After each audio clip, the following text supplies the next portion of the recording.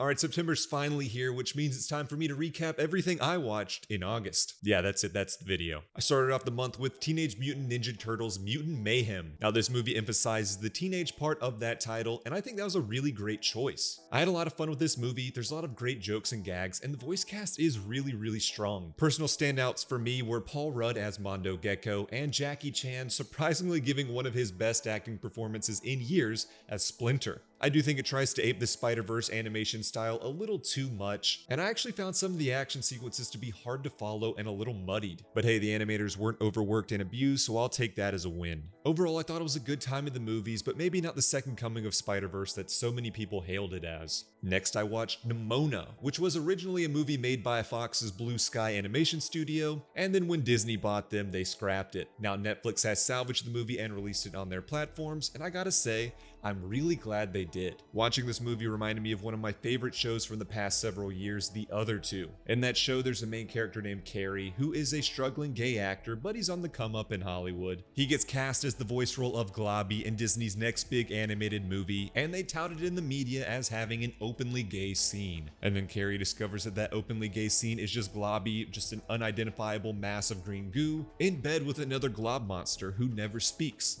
So you can't tell if the relationship is between two male glob monsters or a male and a female glob monster. Obviously, people have problems with this because that openly gay scene has no bite, it has no merit in the story, and it's just a marketing ploy for Disney to pat themselves on the back as progressive.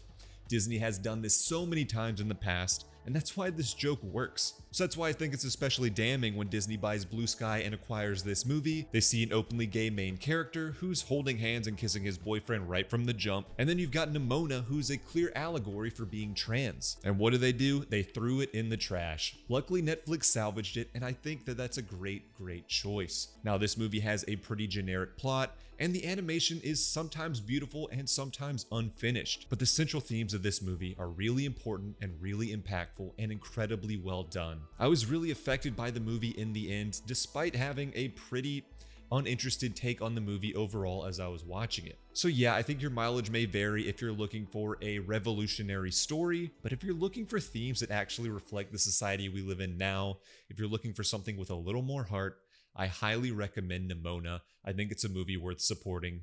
Check it out on Netflix. And then I rewatched Jackie Brown, one of my personal favorites and easily one of the most underrated movies in Quentin Tarantino's filmography. This is a movie that's much more reserved than Tarantino's usual work, but just as technically striking, and it's actually kind of an inverse of his usual style. Instead of creating the most over-the-top characters and breaking them down and humanizing them over the course of the film, he actually takes a couple of underdogs and turns them into the coolest heroes you'll ever see. Pam Grier and Robert Forster are impeccable as Jackie Brown and Max Cherry.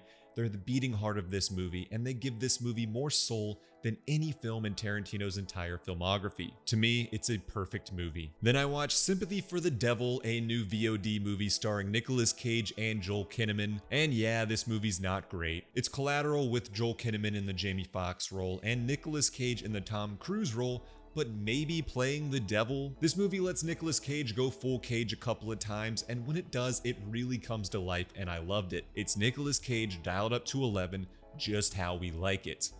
But the story, the plot, the script are super generic, and we don't get enough of those full Cage moments to really redeem this thing from being the VOD schlock that it very clearly is. This movie should have gone harder, faster, and taken more risks, so I wasn't the biggest fan. Next, I watched the reboot of Project Greenlight, and if you're not familiar, it's a documentary series following a group of established Hollywood talent who take an aspiring filmmaker under their wing, give them a budget, a script, and a crew to make their first feature film. Now, it originally ran for 4 seasons with Ben Affleck and Matt Damon in the mentor roles, but now in this rebooted version, you've got Issa Rae, Kumail Nanjiani, and Gina Prince Blythewood. And this series is an absolute disaster. I really like Issa, Kumail, and Gina, but as mentors, they are non-existent. They're all busy with their own projects. All of their mentorship is done via Zoom calls or phone calls, and it really leaves the chosen filmmaker Miko out to dry completely. The actual mentorship falls on the shoulders of execs at Issa Rae's company Hooray, and they completely leave the chosen filmmaker Miko out to dry. They saddle Miko with a script that everyone agrees is terrible and give her only a couple of weeks to fix every issue they have with it, despite her needing that time to do all of the other pre-production work on the movie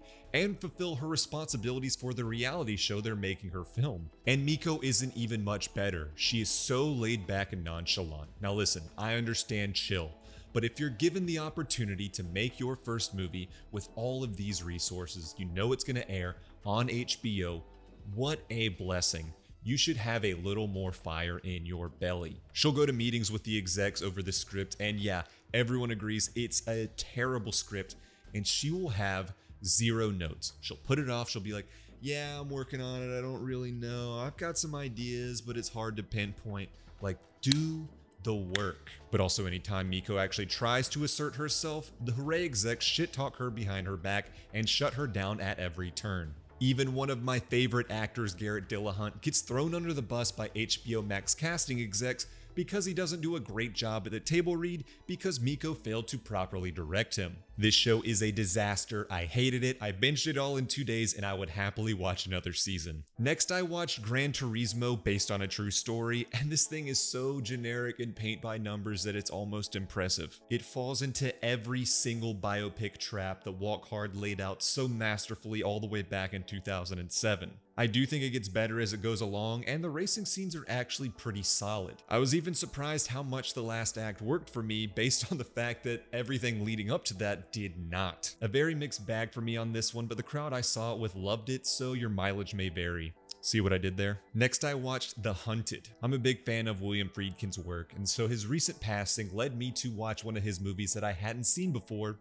The Hunted. Yeah, this movie's basically a remake of First Blood, but it's William Friedkin directing Benicio del Toro as Rambo, so what do I really have to complain about? This thing is lean and mean, and maybe a little too lean. The few times this movie tries to stop to explain what's going on, everything grinds to an excruciating halt, and the brisk 90 minutes feel a little longer than that. But the action in this thing is top notch, and there's an incredibly gnarly knife fight scene with Tommy Lee Jones's old ass. In less capable hands, The Hunted is a completely forgettable dud, but in the hands of a master like Friedkin, it is well worth the watch. Speaking of masters, I followed up The Hunted with Michael Mann's Thief. This was a blind buy for me in the recent Criterion sale, and man was it worth it. Thief is incredible. It's sleek, fast-paced, sweaty, dirty, and beautiful. James Caan is on another level in this one. I mean, Pacino gets a lot of rightfully deserved love for Heat, but I think what Caan is doing in this is just as iconic. Thief scratches a similar itch for me as Breaking Bad, where you're watching masterminds at the top of their game doing such competent work under immense pressure. And that's kind of a statement that can apply to both the movie and Michael Mann himself in the directing of it. It's competency porn at its most satisfying.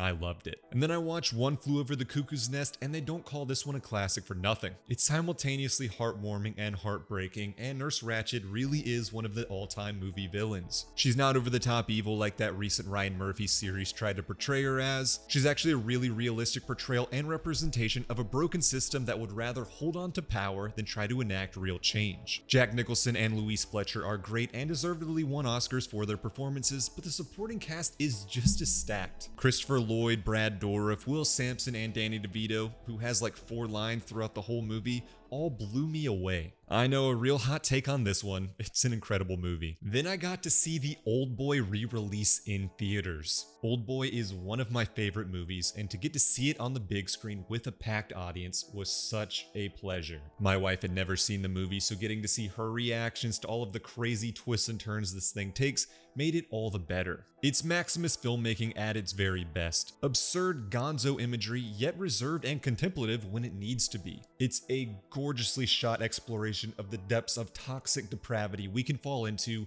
when blinded by revenge. Choi Min-sik as Dae-soo gives one of the most committed acting performances I think I've ever seen. His performance is exhausting in the best ways possible. He kinda looks like an anime or manga character come to life with the way his face contorts to these inhuman expressions. Oldboy has inspired countless movies and TV series since its release 20 years ago, but from its iconic hallway fight to the eating of a live squid to its jaw-dropping conclusion, none have been able to top it. I love this movie. I've also been watching the final season of How To with John Wilson, And while I'm really sad it's ending, I'm really happy with the way it's concluding. The show starts every episode by introducing a generic and innocuous how-to concept, then branches off in the most unexpected and jaw-droppingly absurd tangents before circling back to its original thesis and tying it all up with an emotionally satisfying and thematically resonant bow. It's a masterpiece. And that's everything I watched in August. You can follow me on Letterboxd at Josh D. Floyd to get my real-time thoughts on everything I see,